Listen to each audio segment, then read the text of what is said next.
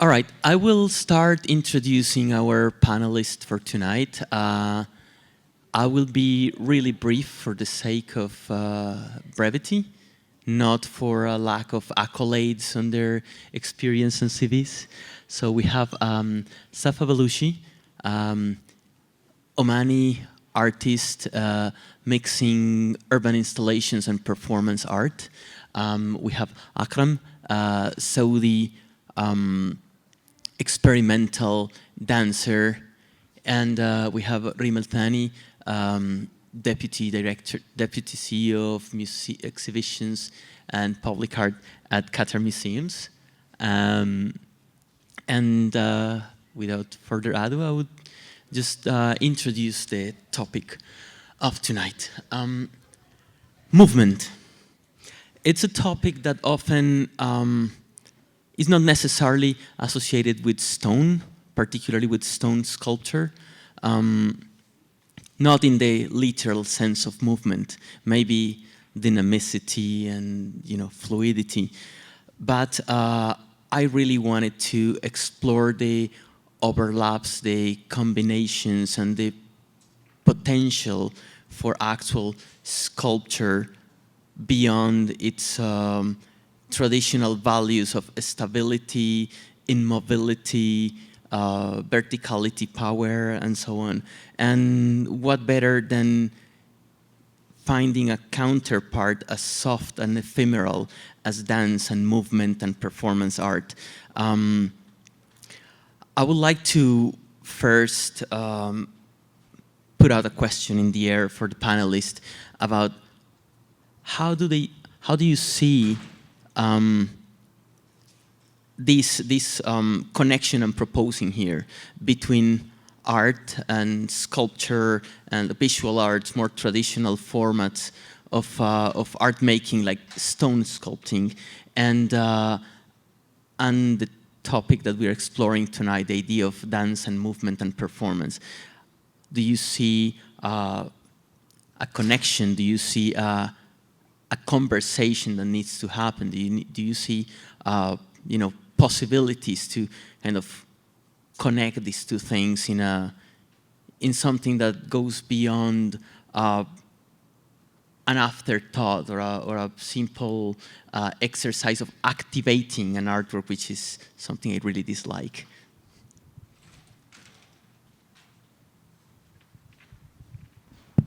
Yes, hello. My name is Akram again, experimental movement. Always I do movement researching, exploring body, dance. Because our first thing, thanks for support the dance community to spotlight us here. Thanks for Art Riyadh to represent us here. So the connection is, for me, it is like, I can see like as dynamic. How? In a dance, moving the body, in the dynamic way, we use a movement way. We use like, we keep my body like going heavy or going light or going slow or going fast. So we balancing about this. So yeah, and it's make you different when you performers. Like you give you the different. You're gonna open it. Oh.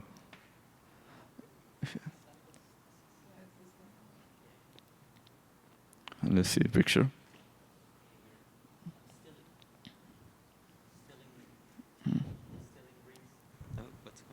I'm stealing Reem's thunder here. Like putting up. Okay, there you go. Let's see, right? Okay, let's talk about this. I was thinking talk last. So, yeah, this is me. There you go. So yeah, this is a movement shot. I took it in a random place outside.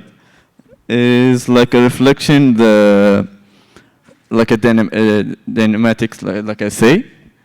So, and this is I was painting between the what they call faham, charcoal. Yeah, I'm using to drawing inside what exploring. It's a collaboration with Muhammad Al-Faraj. We're doing something together here. So yeah, this is the final I did. Like I was just exploring. I love every time I do like movement researching to exploring. They give me like different way to go away from my dance, to open my mind, to go where, yeah. So, is you right? Yeah. Go ahead, go ahead. Hello, this is Safa Baluchi. I'm an interdisciplinary artist. My work moves from performance art, visual art, and also textile. I think to answer your question, I really enjoyed and loved that for this edition you raised this and proposed this title. Because I'm familiar with Twig, the previous editions, and to somehow also add performance and dance and movement and have that dialogue between the stillness and the movement made me really intrigued in like actually going back to my work and see the interplay of these elements. And it was always present in the work we do, but it's something that maybe we thought about now, and when we talk about a sculpture, it's a form, and our bodies are also a form, and the sculpture feels like a capture of, or like you're capturing a movement in motion, and it becomes something that is still impermanent. And then the movement is something that is temporary, and that takes time and place, and that interacts with these elements, be it a sculpture. In my case, I work a lot with textile, and that can also be considered, if it's a textile installation, it's also a form, and to interact and to have a respond to a sculpture form that also forms a different narrative and also gives it another sensory feeling, and people can relate to it in a different way. I can relate to it in a different way. It adds a texture, it adds a layer to that. Yeah. So I'm gonna come at it from a different angle. So when Sebastian told me about this talk and really looking and thinking about what does it mean to have movement, and with sculpture, especially this idea of something so static. Can you go to the first? So when I thought about that, I kept thinking, okay, where and what have I seen as someone who works in the industry and comes from seeing a lot of different elements, different artists, different people creating on multiple years in different locations. The first thing that came to my mind, keep going to the first, another one, yeah. So was the Tony Segal exhibition that was in Palais de Tokyo, and it's an exhibition where if I go through my phone, I always have images of all the exhibitions I've ever went to. I do not have one single image of this exhibition. However, it's the most memorable exhibition I've ever went to. You became a part of the actual choreography. So there was art and choreography, and you experienced the whole thing from birth to death to heaven and hell. And it's such, it has a sensory experience. You're really being asked to think, to communicate, to talk, to watch the dance movements. You're even taken into a dark room at some point, and you're asked to engage with all of these performances that are happening and that are centered also around artwork. So when I looked back actually to research, you can't find the images. Even if you type it on Google, you can't find the images. But I really liked and understood and that they actually achieved what they wanted to achieve as soon as I read what Tony Segal was actually trying to do in this exhibition. So to me, always this movement, this idea of movement is, you have to understand that, again, now art and people coming, even when it's in a museum, the engagement of it is look at it and not more. And that is something that from an education perspective, but also from an audience perspective, is becoming almost too old. Like now we're asked, why are we here? What are we doing here in this location? Why are we coming to this space? So if we can go to the next. And the next person I thought of that actually does this very well is Buthain al-Muftah. So she shows her work as the final image, but actually the way she creates her work is through poetry, through movement, and you can see like she actually sits down and creates and talks through. So there are videos of her creating, but when you go to the exhibition, it's actually the final, but us who are around her can see how she's creating these works, these large-scale works, and they're all in movement and in sound. We don't have in our world a lot of this idea of performance art. Sometimes gets a struggle between, is it something we can do, we can't do, but it's really interesting to see how people are almost weaving into it, and definitely with Safa and Akram, Safa and Akram do. Definitely it's an interesting way to look at things. Do you want to talk about the LA, or do you want me to talk about it? The other point that I think it's still there. Yeah. Okay. The other point that I find that sculpture and dance have in common is how they modify space. So sculptors sit in a space, and their presence modifies the space, and dance has the capacity to do the same, and actually the space is an intrinsic material for both of them. So dance often responds to the space, and even to the crowds, the spectators,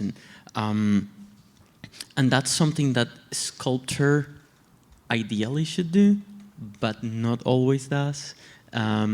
So I would like to hear your thoughts on how, from your personal practices and your personal perspectives, you approach space, and maybe think on like, you know, from a very, let's say, light-hearted way. What do you have to tell sculptors about, like, hey, we know space, we inhabit space. Like, what might be a value from the movement and the more ephemeral disciplines and softer disciplines that sculpture can learn or you know, like, cross-pollinate? Yes, I always believe like dance can touch everything. So in common in a sculpture way, so it's like it gave me like an image that like my body dances like I'm a sculpture, you know. And the performers, sometimes we performers like I'm in the sculpture, and we use some element in the performance, some like put color like white, only white in the body, just to standing in the performance, like some, and another things, some choreography, they need like 10 people. They need 10 people to make something, create something like a choreography, make the image like something like you want to make a standing movement, something like this with the 10 people, you know?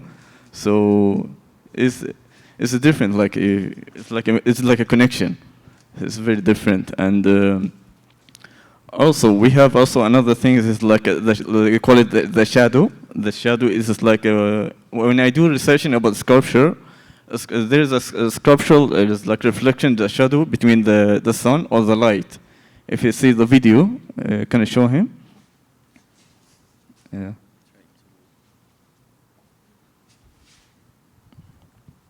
Yes. Yeah. This is a part of a performance. They expressing the shadow.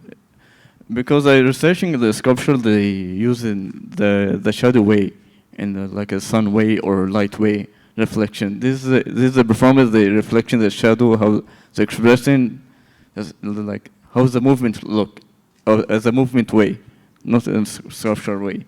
So yeah, this is the thing. What do you think about it? I would say space is also a crucial part of performance and dance. And if I'm gonna respond or talk to a sculpture as a medium, I would say, I think with dance, we give so much value, which is, I'm not dismissing sculptures. I think it's a different relationship. It's definitely a different relationship with space. With sculpture, it feels more rigid. It's there, permanent. With a movement, you're studying the space, you're moving around it, you're making a narrative and a storyline within the space, and you're making every corner story and making it different meaning. And how you choreograph a dance tells a lot about the space. And if you somehow go to a performance and leave a performance, and you're not going to see the same space at the same anymore. And if also, like I have here the performance I did, I asked permission from the land, where I used the rug to represent my homeland, Balochistan. So also like defining space, and which is also something material, that is material, but also defining a space. And how can a homeland now connects with a material and something that is very symbolic. And then having the dance and the performative reading part of that gives you a gist of how this place looks like, how this place sounds like, smells like, the texture of it, the colors of it. So I would say maybe we're more playful with the idea of space. We're softer, but we also appreciate sculptures. And I think it's an interesting dialogue that we're bringing to the stage today, is how these two mediums can meet and also work together. And maybe we need a bit of more structure and rigidity to be challenged. And then also the sculptures needs a bit of softness and movement. Softness and playfulness, those are two beautiful concepts that I would love to see more in sculpture, especially public sculpture. So if you go back to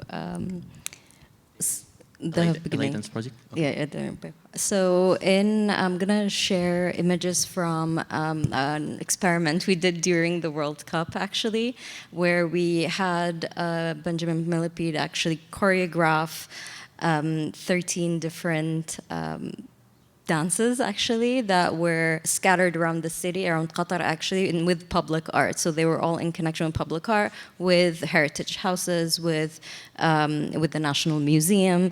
So I think, is this the first one? Yeah. Okay. So just start at the beginning. Okay.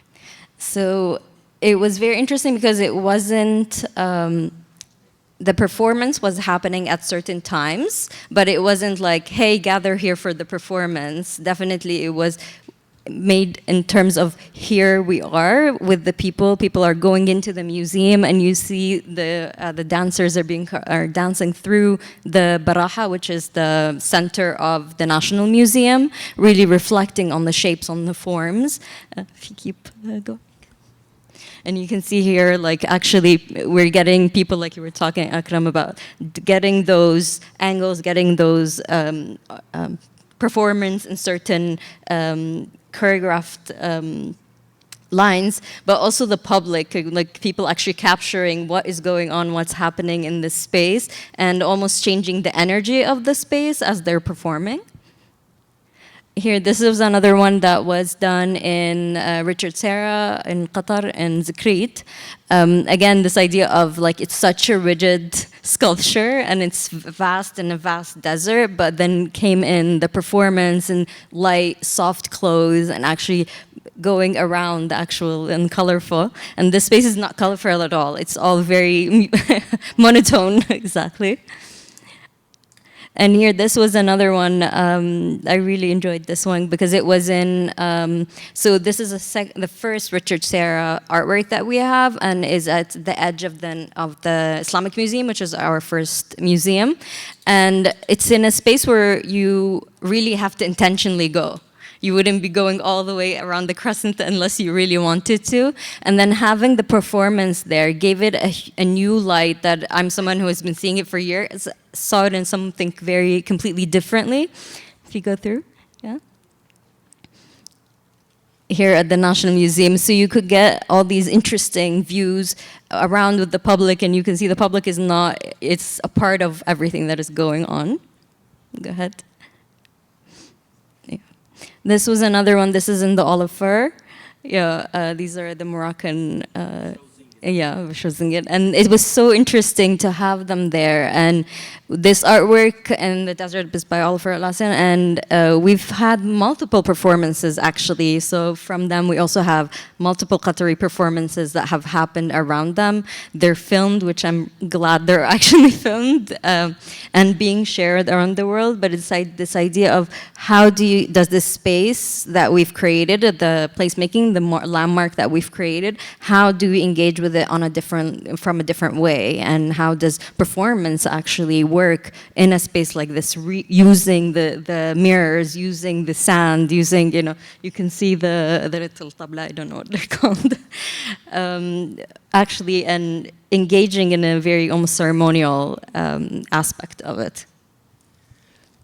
The performance on this choreography, the choreographer is Bushra Uzingen, a Moroccan choreographer. The piece is called Le Corbeau, and they were all older women. The youngest one was in her 60s, and it was an extremely visceral, beautiful piece. They were doing these guttural sounds and slow movement.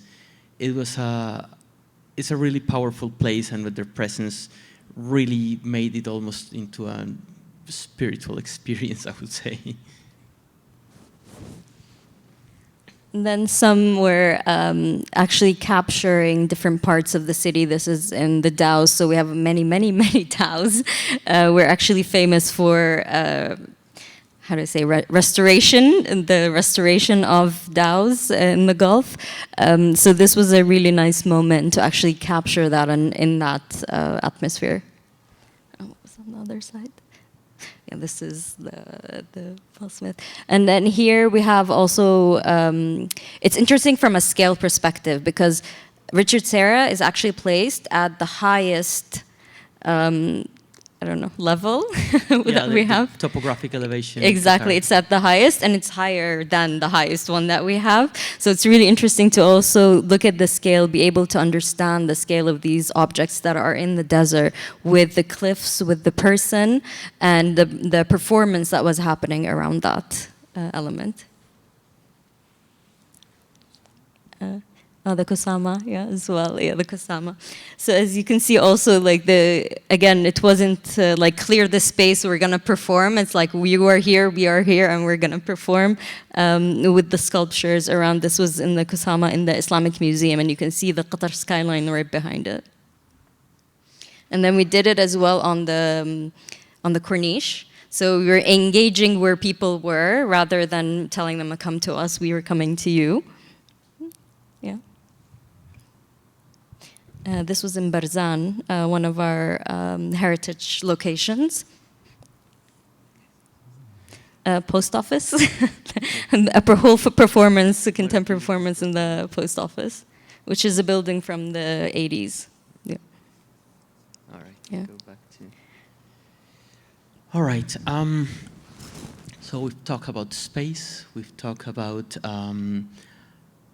sculpture and dance modifying space. We've talked about appropriation of those spaces, as Reem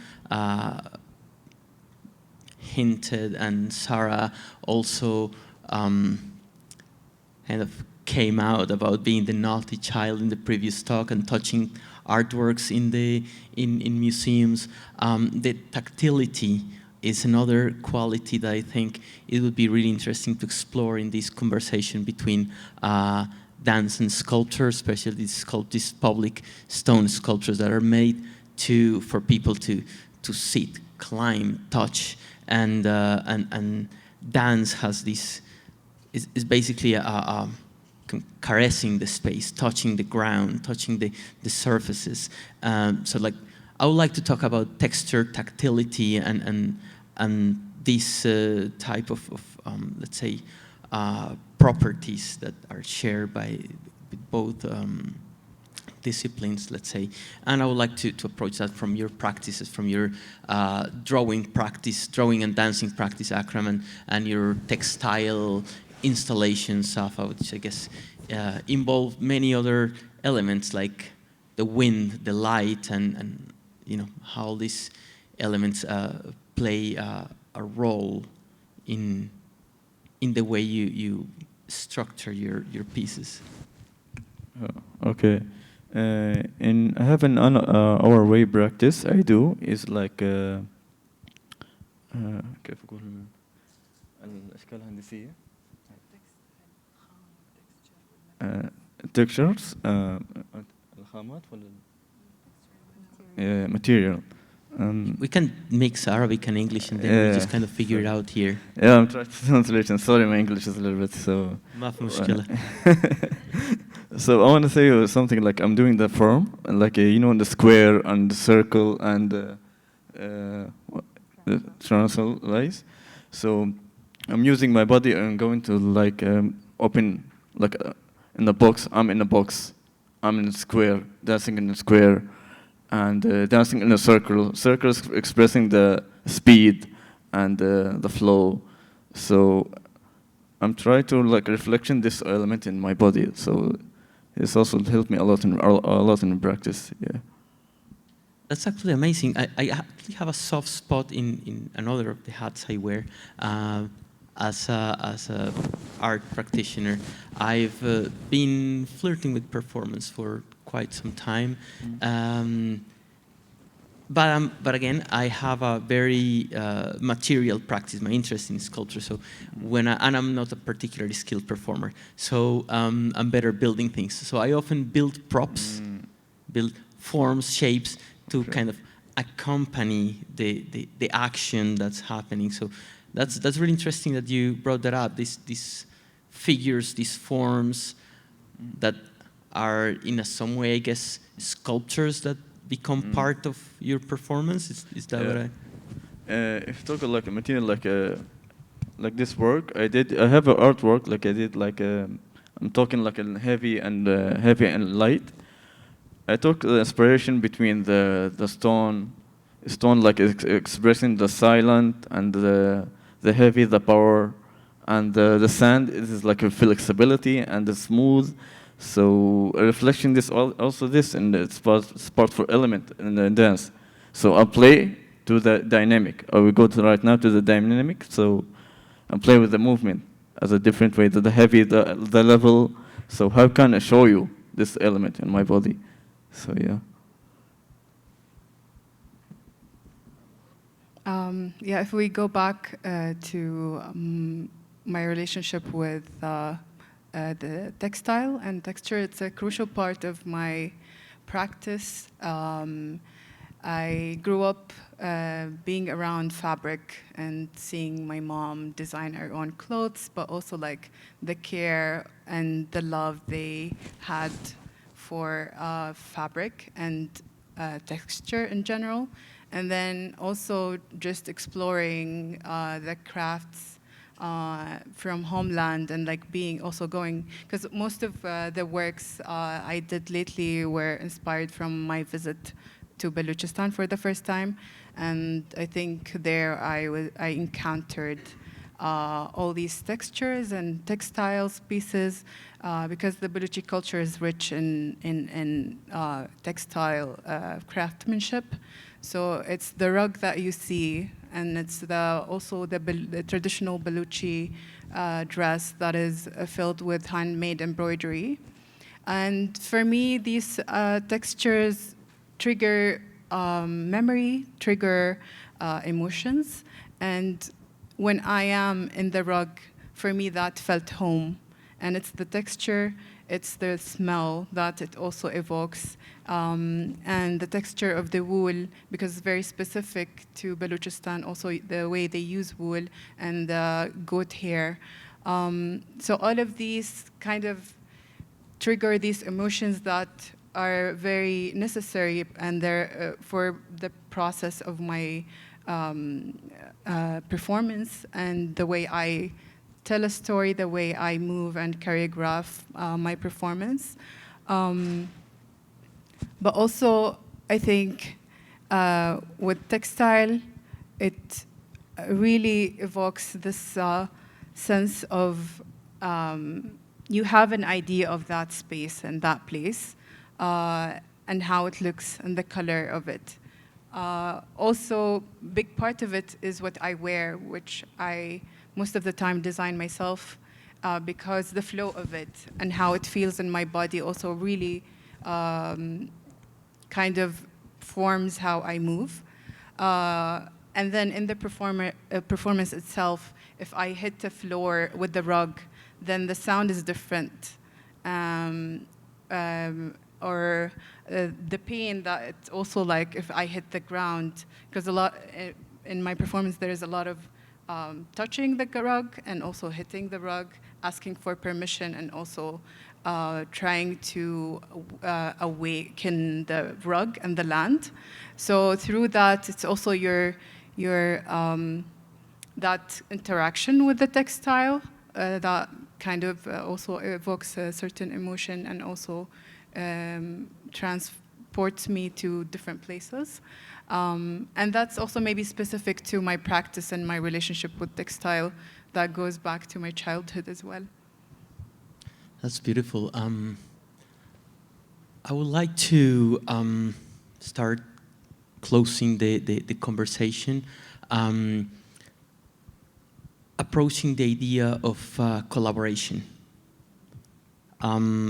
I think, well, public art is an inherently collaborative practice, even though we often only credit the artist.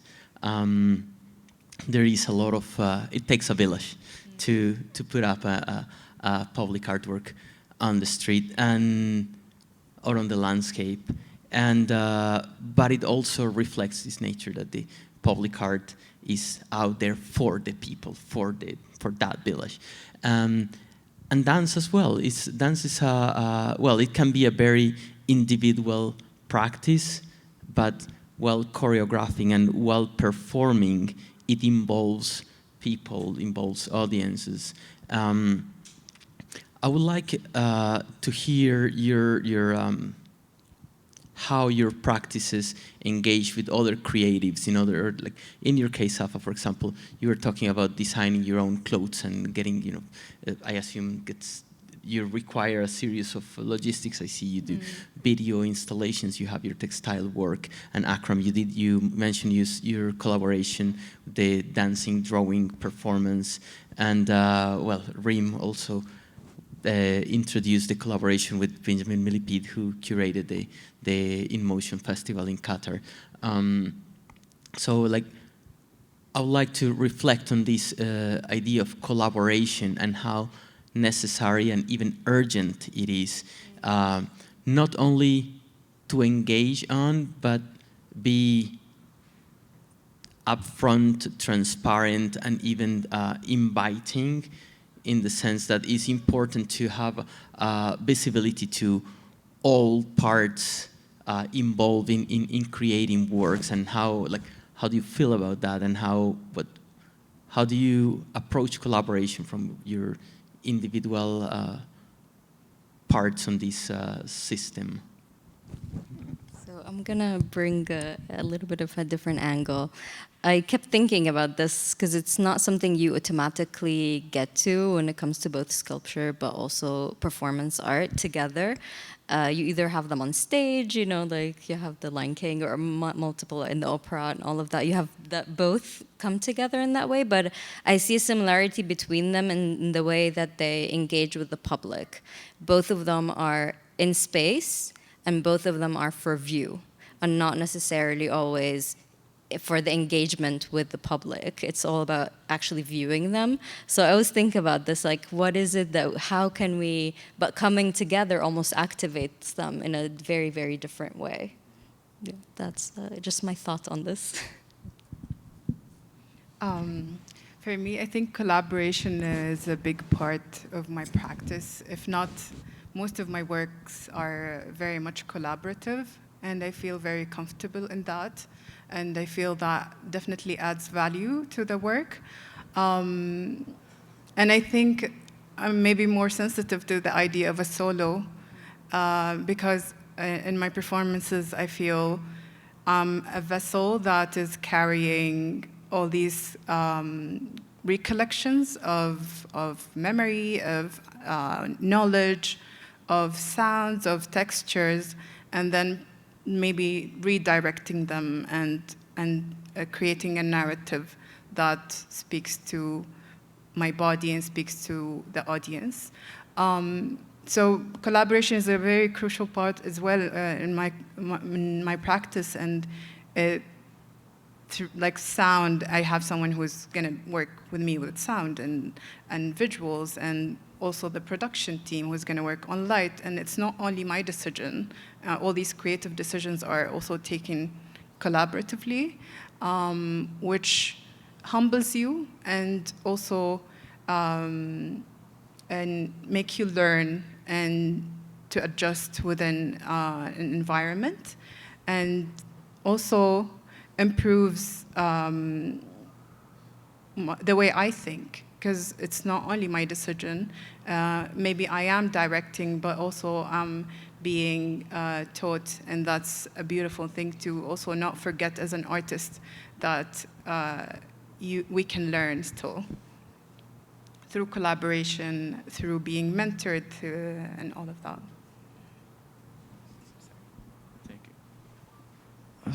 So yeah, the collaboration is like for me is a big part for me. For the first time I did, and I feel like before, like when I was dancing, and also I do solo performers, is okay. It's a difference. So when you do collaboration, it's like showing the power of a teamwork. Like we showing the artwork together represent, and whatever, like it is, be like live music or visual art together. We doing expressing the art piece we showing to the world, or showing to the place we represent us, and it's helped me a lot. It's inspired me a lot to open new way, like to create something new, and researching to develop my own style. Like how can I collab with another artist? Like it's a big part for me. Yeah, thank you, Allah.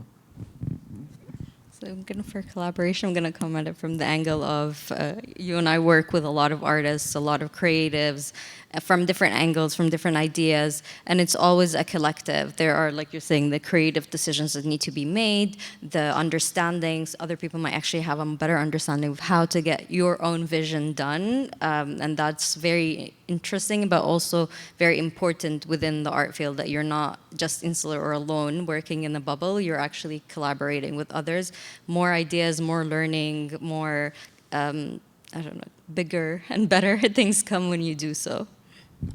Yeah, I think we all are in the same boat, in the sense that there is a beauty and power in the exchange that happens within collaboration, where all the parties actually grow in their skills, in their concepts, in their knowledge, as well as, and that's reflected in the final, if there is even a thing as a final artwork.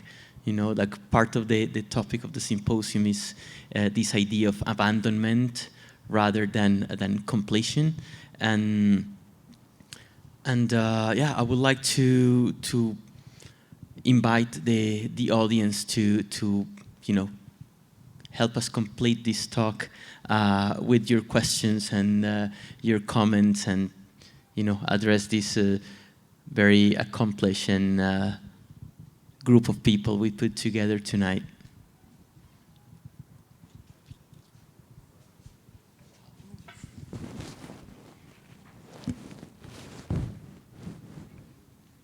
Hello? Okay. Hi, I'm Ina. I think I've got two things I'd like to ask, maybe your feelings about. There might be two facets of the same thing, really. You started the conversation really with saying, how can we make it more playful, and how can we engage people to play with something probably rather solid that's within the space. And also it came up that there seem to be more solid sculptures that are in public spaces than soft or movable or kinetic things that you can engage with. And I guess a lot of the things that we engage with now are digital, but I want to step away from that and actually put that to a different side. Do you think there are a lot of, or how do you feel? I believe there are actually a lot of artworks that are meant to be touched and meant to be played with. It's just that we don't do it. Or a lot of us don't do it, and we might not have the opportunity to do it, or the permission to do so, or the knowledge that it was meant to, and we just feel too intimidated by the fact that they're exhibited somewhere. I mean, I've just been to the Biennale, and there were several works in the contemporary section, all of them to be enjoyed. I mean, the garden was to be walked through. I was looking forward to Imran Qureshi's sculpture, but I went through Fatma Abdul Hadi's garden, which were like lots of screens that were swaying in the breeze. There was bezel. So I've touched all of that because I just can't help myself. I just, I just have to play with these things. But there were also works inside, and it said, do not touch, but once you talk to the artist, they would tell you, like, no, like, of course, like, you know, you're meant to, like, just run your fingers through it and, you know, feel it. So I guess I'd like to know how you feel about how, you know, do you also feel that there are a lot of artworks that are maybe meant to be touched but aren't, or meant to be played with but aren't? There was one exhibition in Berlin, in Hamburger Bahnhof, that was all Karl Andre works. And I, you know, hopped on a couple of them previously, in a UK exhibition, of course, was told off instantly, but I thought I'll just try my luck. And I said, I'm sorry, I'm stepping off. And I was just looking at the one in Hamburger Bahnhof, and it was a huge floor space. And I went like, and someone went, you know, this exhibition, everything can be actually accessed the way the artist intended to it. You can sit on it, you can play on it. And I've played hopscotch on there for a long time. But it was because the permissions were given by all the lenders that said, actually, we're okay if you are going to step on it. Mm-hmm. So yeah, for me the question to the panel and the audience is, how do you feel about these things being touched, and also how could the conversations with the artists go in giving these permissions, or asking them, or considering all of these things beforehand, so that when the curators and the other people get around to placing the works, they might be able to say, we can reproduce all these screens each time. You know, if they get all finger marks because my son just had a Nutella sandwich, it's fine. We can replace the screens because we've got permission to recreate and tend the garden. I'll just say one little thing. We all know artists are ahead of institutions. Artists think from a perspective of how they ideally want their pieces to live, but it's, I guess, our job and the institution side to save them, yeah. Catch up to that. But there is also, you know, like the thing is that from the institution, the issue always comes of conservation and maintenance costs and operation and so on and so forth. But I think it's also part of the artist living. I had a conversation with one of the artists in the symposium, Juan Caicedo, who's sitting over there in the corner, about a piece that was a performance piece that was left without a technical radar, and then it's just there is no clarity on how, like, what are the limits of that performance, and so that's the kind of, I guess, the artists also need to do the boring job of leaving documentation and. Yeah.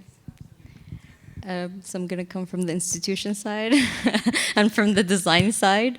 So yes, there are artworks that are meant to be touched or meant to be played with, are meant like, but definitely always thinking about the occupancy and where you're placing them. Like if it's in a science museum, there are a lot of artworks in a science museum that allow for kids to play with, and they're not actually just exhibits, their actual artwork. So you need to be very careful, where is it that moment where you're allowing for touch and where you're not allowing for touch. And that, again, with the artist, you have to be very careful. An artist like the Azawi went around his, we were doing a full exhibition for him, and he was just handling everything, and when he sees me, he like runs away and puts gloves on, because I'm like, these artworks are not yours anymore. These artworks from an institution point of view are meant to be saved, to be viewed for the next 100 years. And if you're touching them, if you're not taking care of them, if you're doing that, you're deteriorating the actual paper, the actual artwork.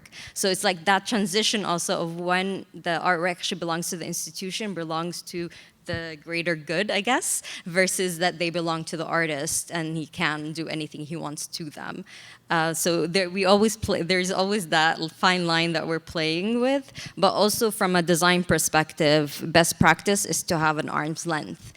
Whether that's a base, whether that's in some way deterring the public from actually touching, but that comes again for insurance. We had the Damien Hirst exhibition, we were being quoted per fingerprint on the every time someone touches the artwork, every single day, fingerprints are being taken, and then we were being quoted onto all these fingerprints that are being. So again, it's about the artist. What does the artist want? How does the institution respond to that artist want?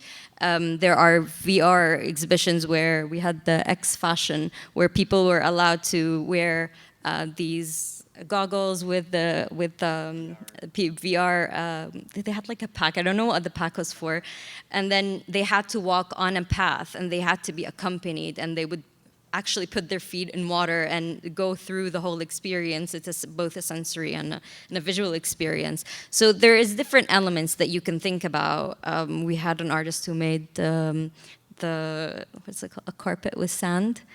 Emelina was, so one of our artists, she makes carpet out of sand. So she literally, with her hands, she makes huge carpets. And on the day of the opening, we had stanchions, because we want actually the VIPs, when they come in, they can walk onto the artwork. And the artist comes in and stands behind, like inside the artwork, and then someone from our colleagues comes running across. You cannot step the line. You cannot. She is the artist, and the whole point of the artwork is for everybody to step on it by the end, and it becomes a new form of creation. But that tells you, if you work in an institution, that is always your take, is like, do not touch the artwork until you're told so to touch the artwork. Yeah, that's my thought or my experience of artwork.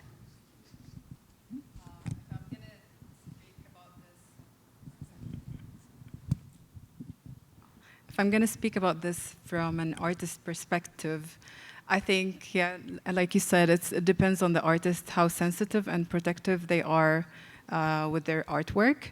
If I'm going to put my curator, creative director hat, I worked with artists, and I see some artists who actually are not sensitive and protective with their art at all. So they would give permission to people and invite them to touch and feel the artwork.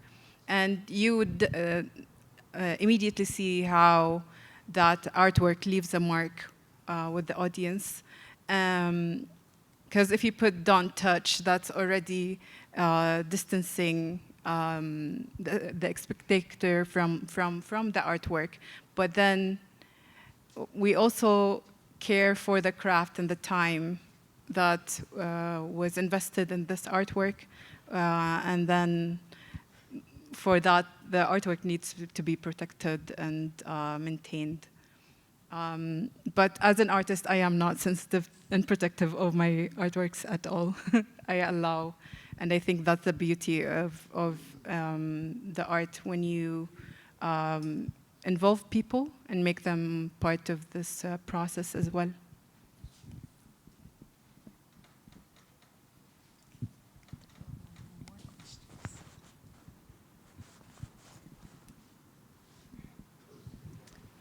We are really running out of time.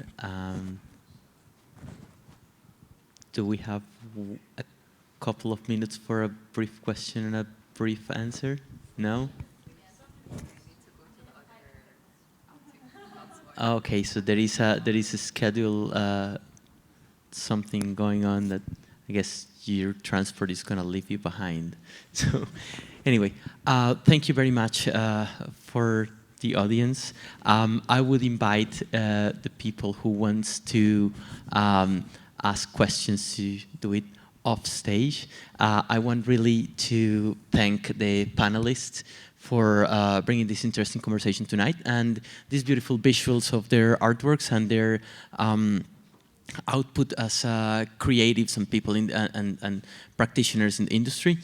And I hope this conversation goes beyond this space tonight into the public sphere and your own practices and interests. Thank you very much, and hope this continues.